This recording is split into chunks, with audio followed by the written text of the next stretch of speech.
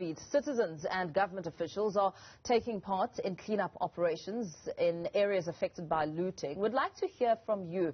What are you doing to help pick up the pieces to rebuild affected areas? We'd love to hear your views. Tweet us at Newsroom 405.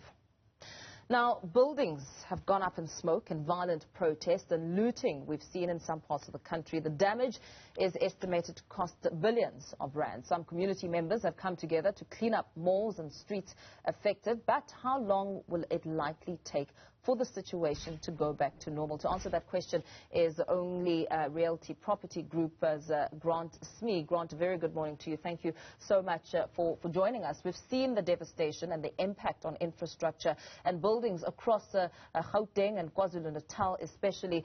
Looking and trying to assess time frames, what are we looking at? Good morning, Paul. So from a rebuilding infrastructure point of view, I think there's going to be several stages of this. It depends on who owns the buildings, how much insurance is in place. And I think we're looking at months for some buildings, years for other infrastructure, and some unfortunately never will be repaired. You speak about insurance, which is, pardon me, I'm about to sneeze. Okay. To hold it off. You talk about insurance, which is an important part of the process here. But you also mentioned how some businesses may never recover. Let's talk about those businesses that may never recover, especially small businesses, which are in many likelihoods were never insured to begin with. Exactly. I think there's a lot of small businesses that couldn't afford to be insured or removed insurances due to the recent pandemic and lockdown. So from an affordability point of view, they just couldn't afford to pay insurances. And now something like this is devastating for those businesses that probably don't have the cash flow ever to reopen their doors. I suppose it's also still too soon to assess the full impact of these riots and damage to buildings. But looking at the property sector in its entirety, especially during a time like this, what are some of the big changes that will likely be noted, looking at commercial property as well as residential properties? Yeah, so from a commercial perspective, it's been a tough time for the commercial sector over the last 18 months, and I think it's just going to add to the time frame for them to recover and come back from, again, lockdown, the pandemic, and now this devastation, particularly in KwaZulu-Natal and Gauteng. From a residential perspective, I think there's a big indication and has been a movement towards lifestyle and community living. And I think this is going to continue, and the momentum is going to start accelerating towards people living in much tighter communities, secure spaces, with a focus on security and convenience.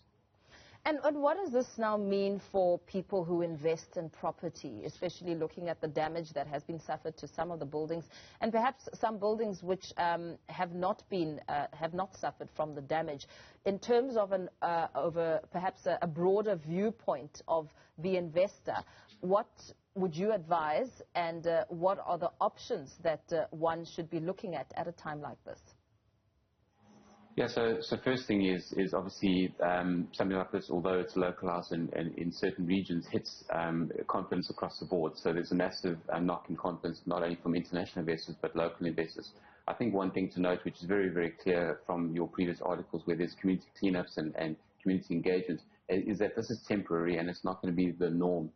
So going forward, people do need to continue investing, looking for opportunities.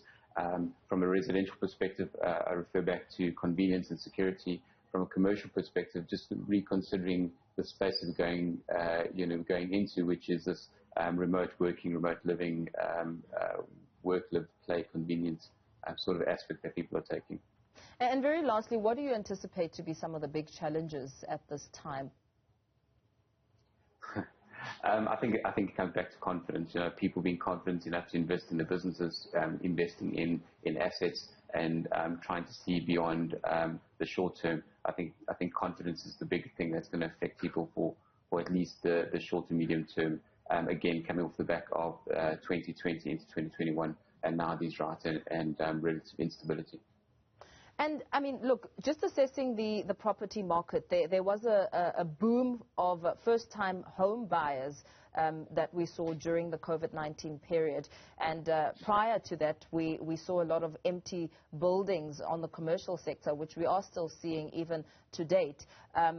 Looking at this situation and perhaps the big impact that it's had. Do you perhaps see more first-time home buyers looking at investing, or could we see a slight detraction of that, and also trying to assess the impact of these loots and protests on immigration? Yeah.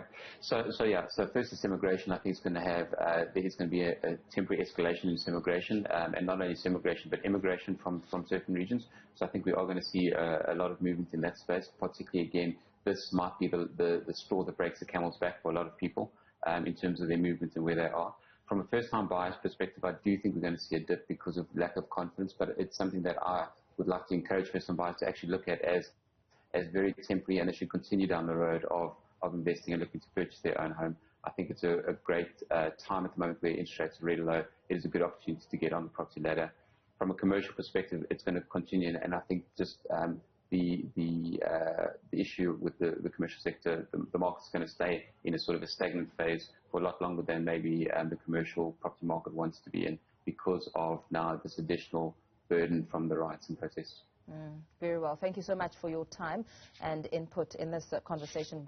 Smee, a property entrepreneur and CEO of Only Realty Property Group, weighing in there on the impact of the looting and the violence and the protests on commercial and residential property.